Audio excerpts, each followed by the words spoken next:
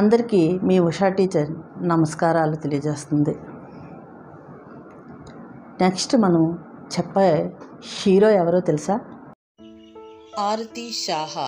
Heroes బుక్లో 16వ పేజీలో ఈమె కోసం చాలా చక్కగా వివరించబడింది. ఈమె అసలు పేరు ఆరతి గుప్తా నీ సాహా. ఈమె తండ్రి పేరు పంచగోపాల్ సాహు. ఆమె తండ్రి సాయుధ దళాల్లో ఉద్యోగి. 2.5 సంవత్సరాల వయసులోనే ఆరతి తన తల్లిని కోల్పోయింది. ఆమె తన అమ్మమ్మ వాళ్ళ ఇంట్లో పెరిగింది.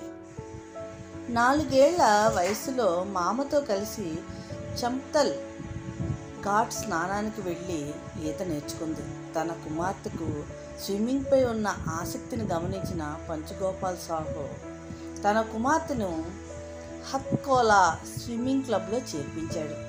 1946లో 5 ఏళ్ల వయసులో ఆమె స్విమ్మింగ్ కెరియర్ని ప్రారంభించింది.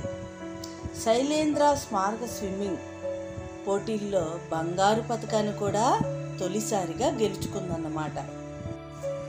1945-51 మధ్యలోని సాహో పశ్చిమ బెంగాల్లో 22 రాష్ట్ర స్థాయి పోటీల్లో పాల్గొందన్నమాట. ఆమె అదేవిధంగా 1950లో ఆల్ ఇండియా రికార్డును కూడా సాధించింది. 1951లో బెంగాల్ స్టేట్ మీట్లో ఆమె పాల్గొని సరికొత్త రికార్డులను గెలుచుకుంది. సాహో 1952లో సమ్మర్ ఒలింపిక్స్లో స్వదేశీయుడైన డాలీ నాజర్తో కలిసి భారతదేశానికి ప్రాతినిధ్యం వహించింది. ఆమె పాల్గొన్న 4 మహిళల్లో 12 సంవత్సరాల వయసులో భారత బృందంలో అతి చిన్న వయస్కురాలుగా పేరు పొందిందన్నమాట. ఆమె 1959 ఆగస్టు 27వ తేదీన ఇంగ్లీష్ ఛానల్ ఎదడానికి మొదటి ప్రయత్నం చేసింది. కానీ మొదటి ప్రయత్నంలో కొన్ని అనివార్య కారణాల వలన ఆమె తన గమ్యాన్ని చేరుకోలేకపోయింది. తన వైఫల్యాలనే మెట్లుగా చేసుకొని రెండవసారి ప్రయత్నం చేసింది. సెప్టెంబర్ 29, 1959లో ఆమె రెండవసారి ప్రయత్నం చేసి తను గమ్యాన్ని చేరుకుంది. అప్పటి ప్రముఖ రాజకీయ నాయకురాలు విజయలక్ష్మి పండిట్తో ఆమె మొట్టమొదటిసారిగా అభినందనలు కూడా పొందింది.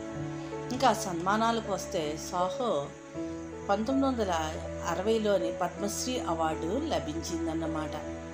ఈ అవార్డు అందుకున్న మొట్టమొదటి భారతీయ క్రీడాకారిణి ఈమె. 1999లో తపాలా శాఖ ₹3 విలువైన తపాలా స్టాంపు కూడా ప్రవేశపెట్టింది.